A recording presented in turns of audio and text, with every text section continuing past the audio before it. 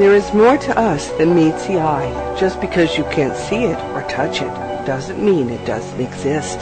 Ravenne Wadeson, a fourth-generation psychic seer, reader, and healer, is your guide to a glimpse through the veil that separates the seen from the unseen.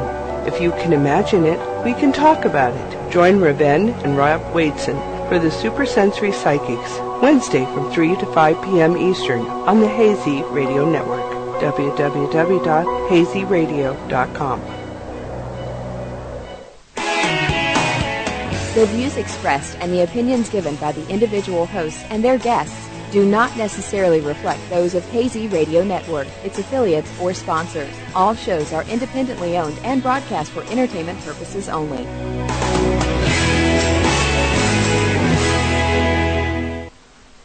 And we're live. Hello, welcome to Supersensory Psychics on the Hazy Radio Network. I'm your host, Ravenne Wadeson. And I do everything else, Rob Wadeson. We have Grandpaw Peter Koyote with us again because he's a rock and roll star. And this time he's going to be talking with us about Polyamory. I think I pronounced that right. I say polyamory, but it's something like that, yeah. Okay. To me, when you said you wanted to talk about that, the first thing that came to mind with me was the native tribes that used to practice that, where they had the gentleman would have several wives, I believe. Yep. Okay, but this time we're going to talk about the more spiritual connection that it has. Is that right? Well, actually, I'm talking about one of the elements of what we would call the new paradigm, planetary ascension. One of the basic elements that begins our frequencies, raises our frequencies in consciousness by several steps, is the reassemblage of what I would call the original spirit family. Now, this is a group of souls that have been here since the experience in humanity began. And they're scattered out throughout humanity like needles in the haystack, and they may not particularly know each other at this stage of the game, though I think they're beginning to find one another. And at one point, the energies will be sufficient here magnetically to draw these people out of their human existence and back into this family circle, where they can reassemble and regenerate the energy of the beginnings of humanity and take us right back there again. This time we can do it right. That's kind of how I see it. Now, I'll tell you a little story about how it was in the beginning, if you like. Would you like that? Yeah, go for it. Go on. Okay. So, and I understand I'm kind of a visionary, and so I've been to these places. I've gone and experienced them, and I get little slices of humanity's history all over the place. A lot of it because I've lived in it thousands of lives. This is what they've been shown to me. I don't talk about this just because it's something I believe, but it's something I've lived. So if I say I've lived thousands of lives, that's because I've seen little glimpses of every one of those thousands of lives. I've been shown, I've been taken there. And it's really amazing how it works. Some other time we'll talk about the arrangement of time and how lives are kind of simultaneous. But anyway, we go back to the beginning of time. And here's some very elegant souls that are coming in to be humanity, And we've stepped out of our paradigm, which really was a very paradisal state, where we really had it made. And we assembled ourselves into the person of one. And that was a mother, and then she created from herself 2 sons, and then from that came the rest of the family, and there were like 4 sons and 8 daughters. We began to assemble ourselves in genderic form. This was the beginnings of the experience in duality. Well, the mother stands at the center of the circle and is honored by the 12 that surround her. And there is a deep and intimate connection between them because they are all the mother that began it. They are all that same being. And that person is the same as all of creation because of the way, the multiplicity of dynamics that are at play here. Every person, every particle of the universe contains the wholeness of the universe as well as its little speck. That's what's meant by multidimensional living. Well, in this family, it's kind of replicated in a very, what I would call, sensual way. We didn't have a sex drive then. We didn't even know what such things were. But we had a way of connecting intimately and closely.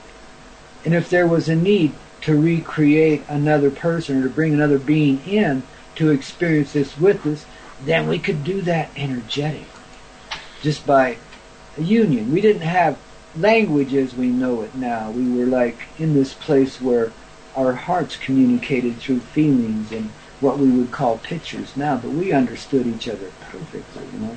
Language was a devolution from this state.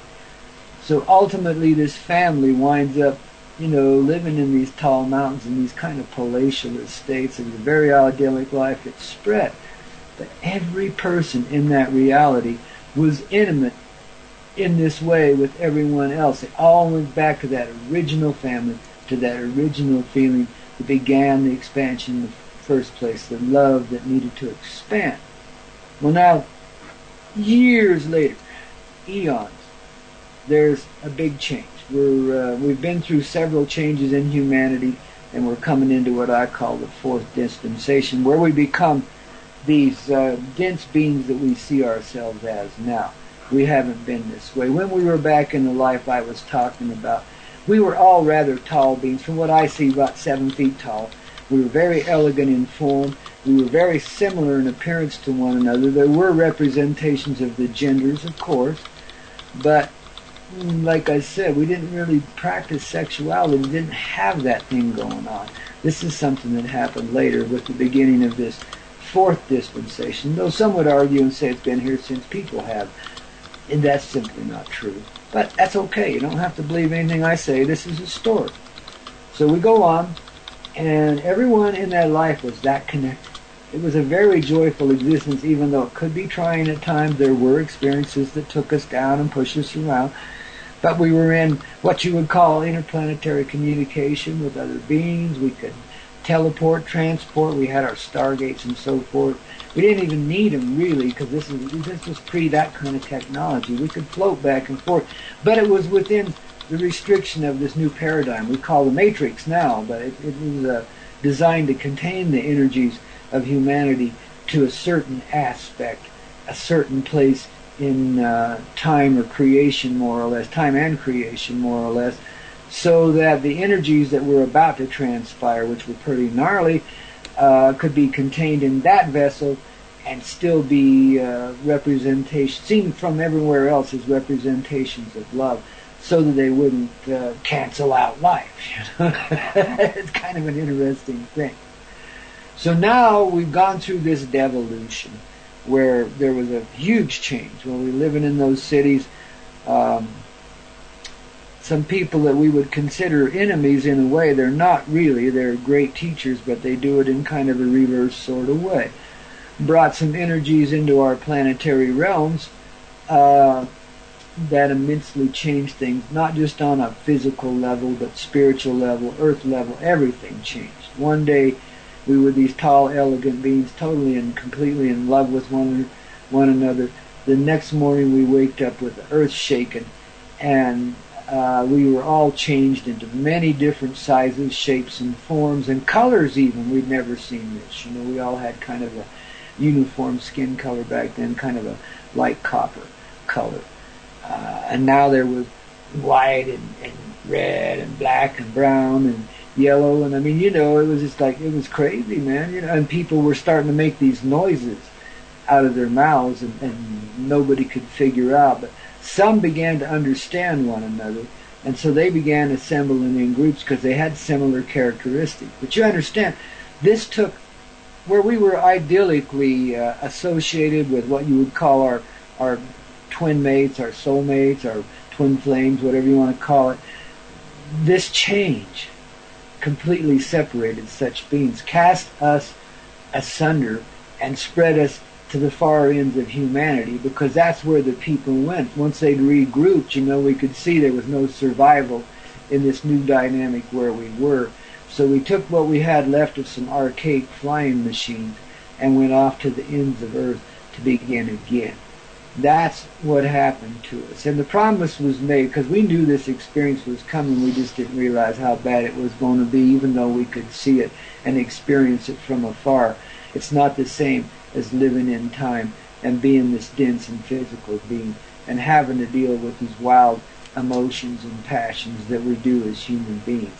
It was an incredible experience. I don't know if you've ever read the lost books of the Bible, but there's an Adam and Eve story in there that kind of hits it on the head about how difficult it was when we began this density, because we'd never known anything like this. And it was just incredible, all the adjustments we had to go through. And of course, we've gone down even further since then. Since the Atlantean times just about blew us out of existence again. There was a huge war then.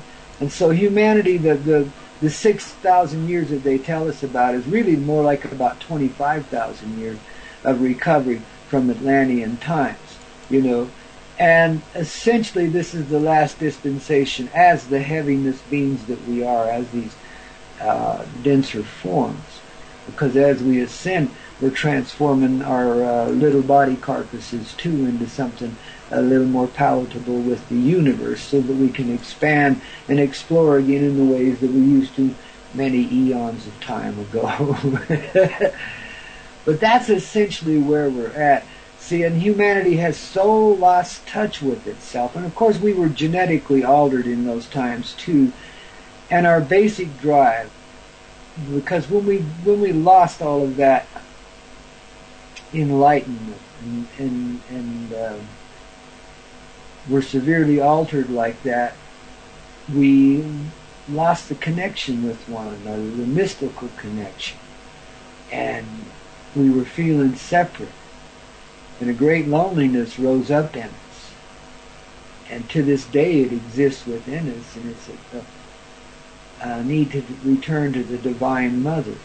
And that's being redirected in what we call sexual ways. And we've taken this thing called sex and made it a separate aspect in our lives, that rather than as a mutual part of it, it's become this obsessional thing. And while we can have some moments of supreme connection there, you notice what happens afterwards. People fall away from one another. They start to feel more disconnected. Insanity arises. These connections obviously aren't taking us where we need to be.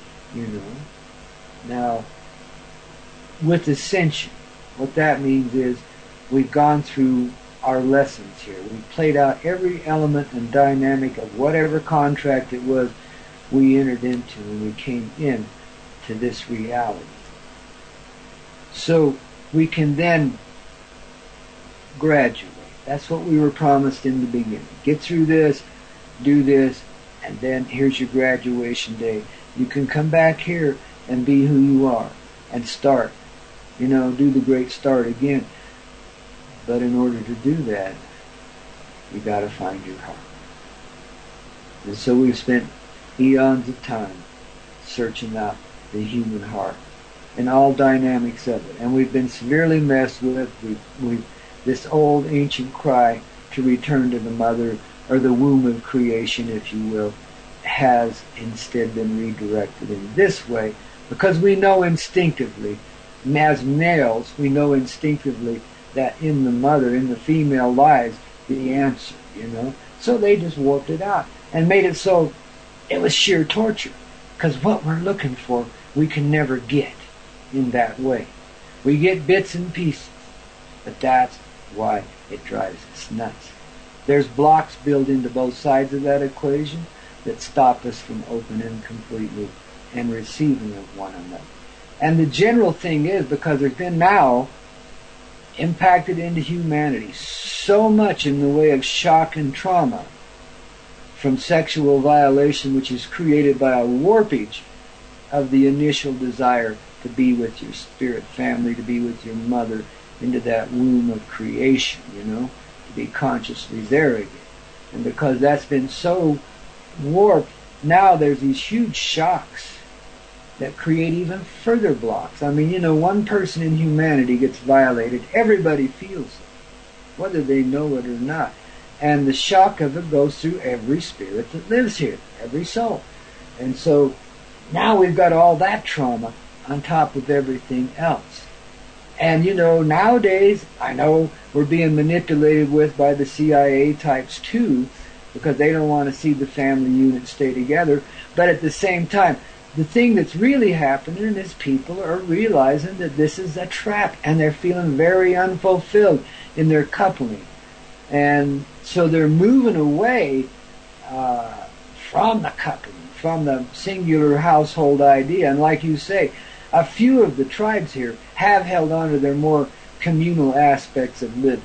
And thank goodness for that, because that carries the energy forward and makes it findable again. All throughout human history there have been these tribes, if you call them, communities, that have in some way held this light, a little bit of it, enough to get us through. Even some of the religions, as awful as they have been, have carried an energy through with them, and usually unconsciously, because if they knew they were doing it, they would refuse it in a heartbeat.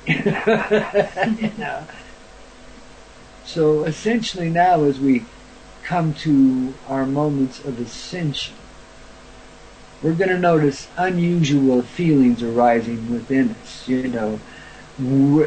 Already throughout society, there is a great dissatisfaction with the couple. People that are twin flames, or think they are, have hooked up, communicated, sometimes traveled great distance here on this earth to reassociate with one another, and it doesn't always work out. Sometimes they're just too distant from one another. And despite the energies of the love between them, it's not a binding thing. It's a moment of reconnection, pretty spectacular, a remembrance. But just like any other moment that's sexual, for some reason or another, it creates chaos in its aftermath. And we continue in the insanity. The connections aren't solid enough there. And here's what. Because we don't go there first in spirit heart most of the time. Few people have. But even then, there's a procedure, a process, and it's predicated by your heart. It's not anything anybody can tell you. It's something you have to live. It comes through you as a part of this ascension. But it's also the feelings you're having, which are deep loneliness, which are a longing for something you can't quite define, yet you keep seeing images of unusual things. You feel unusual desires arising, and sometimes you'll, satisfy them in other ways, because that's what you got to do, but the thing doesn't go away. It stays there and keeps coming back. So the reason why I'm talking about this stuff today is so that we can each understand where these feelings are leading us and help us open up and to be able to be conscious enough to live in this way, that is, together with all life that is. To take one look at any human person or any animal person or other person, as the case may be, star family included, and to know intimately what that person is, what their experience is. And no words need to be spoken. It's just, we already have this ability and this communication. It's far beyond anything we've known as intimacy. It makes you one with that other person, consciously. And we do it without even thinking about it. But our so-called psychic abilities and so forth, the ability to feel, be empathic and so forth, comes from that real connection that still exists, that we've been made unconscious to through genetic manipulation and mental manipulation and all kinds of other manipulations that have been going on for centuries now. It's not something somebody invented in the last 200 years. With that great change came the great invasion. We've been occupied by unfriendly forces, let's say, ever since then. On another level, they really are friendly, but they know how to teach a lesson in a hard way. So you tracking with me so far? Yes, we are. Yep, we're good. We're following you. All right. We just got a comment from Meredith in the chat room. She says, a line from Leonard Cohen's Susan comes to mind listening. for you touched her perfect body with your mind. Yeah. This is the moment we're waiting for, is when we begin to reconnect in this, what I'll call the other way. Now we're open to it, we're opening to it, but you got to understand now, the severity in the blocks that have been placed into humanity have pretty much really prohibited us from truly communicating male to female, or even male to male or female to female, for generations now. You know what I mean? It's really held us severely restricted in a severely restricted place, and kept us from being able to even talk to one another sometimes. You know what I mean?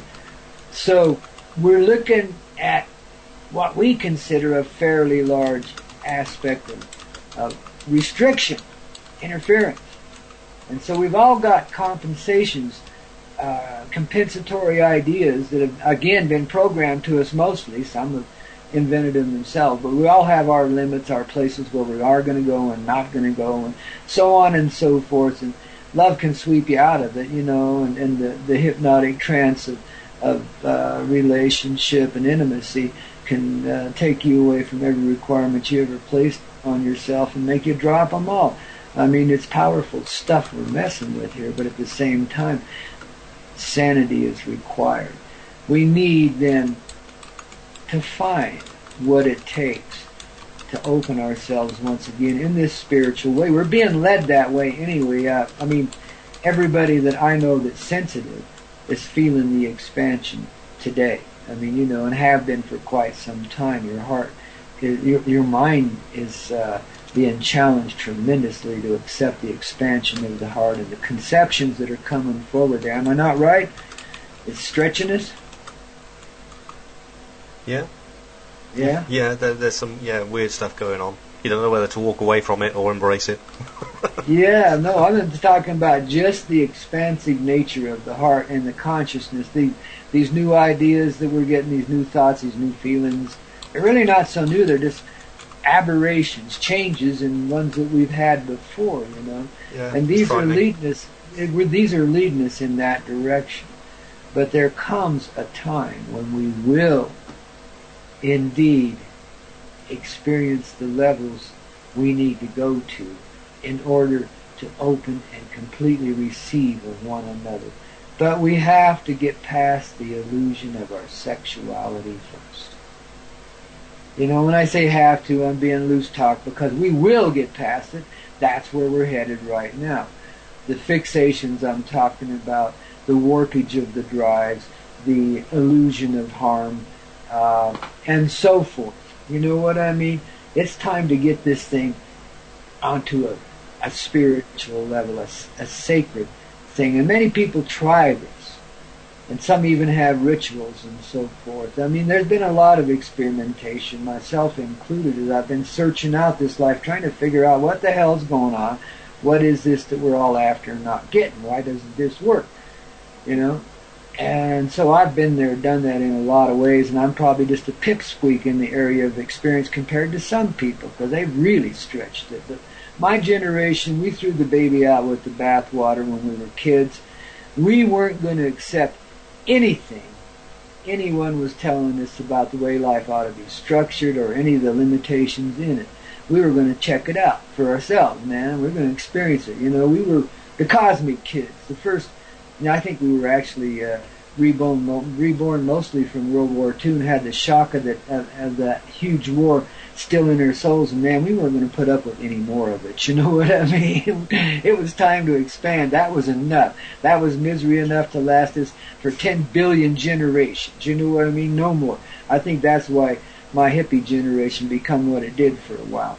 And we opened the doors back then so that we could challenge society and change the dang thing in a way that it hadn't been changed in a long, long time, from the people's heart. It was the first time it ever happened. And yeah, it was manipulated and messed with by the government and the other secret agencies and so forth, and probably by the ETs too, but it happened just the same.